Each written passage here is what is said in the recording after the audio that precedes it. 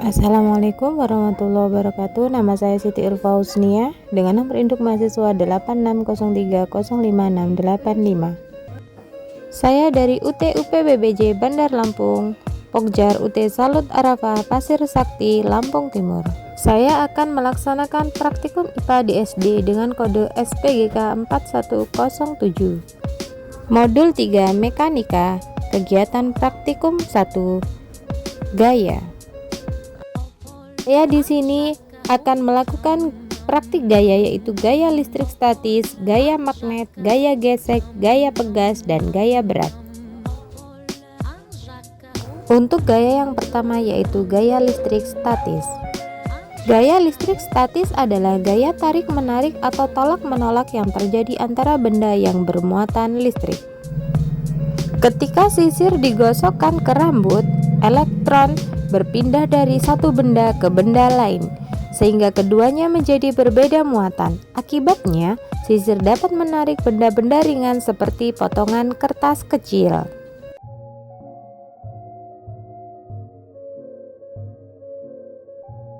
Untuk yang selanjutnya yaitu gaya magnet.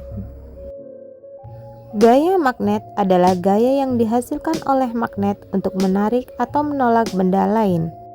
Artinya, magnet bisa memengaruhi benda tanpa harus menyentuhnya. Saat magnet didekatkan ke paku, statis, dan jarum, ketiga benda tersebut tertarik kuat, sehingga dapat disimpulkan bahwa paku, statis, dan jarum termasuk benda magnetik. Namun, ketika magnet didekatkan ke aluminium, potongan plastik, solasi, dan potongan kertas, benda-benda tersebut tidak tertarik, sehingga termasuk benda non-magnetik. Kesimpulan, gaya magnet adalah gaya yang bisa menarik atau menolak benda tertentu tanpa bersentuhan langsung karena adanya kutub-kutub magnet. Untuk praktik yang selanjutnya yaitu gaya gesek. Gaya gesek adalah gaya yang muncul ketika dua permukaan bersentuhan dan menghambat gerakan. Gaya ini selalu berlawanan arah dengan gerakan benda.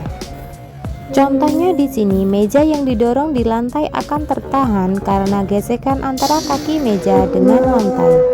Kesimpulan, gaya gesek dapat memperlambat atau menghentikan benda. Besarnya tergantung pada kekasaran permukaan dan tekanan antar kedua permukaan.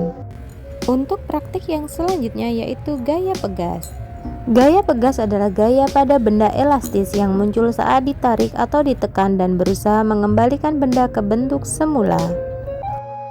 Contoh, jika karet ditarik atau digantung beban 20 gram, karet akan memanjang. Setelah tarikan atau beban dilepas, karet kembali ke bentuk semula. Ini menunjukkan adanya gaya pegas. Kesimpulan, gaya pegas membuat benda elastis kembali ke bentuk asalnya setelah ditarik atau ditekan.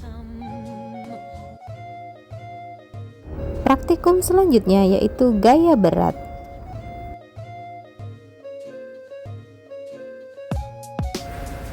Gaya berat adalah gaya tarik bumi pada suatu benda. Semakin besar massa benda, semakin kuat tarikannya ke bawah. Contoh kegiatan praktikum gaya berat dengan berbagai beban. Beban 20 gram ditarik ke bawah dengan gaya kecil.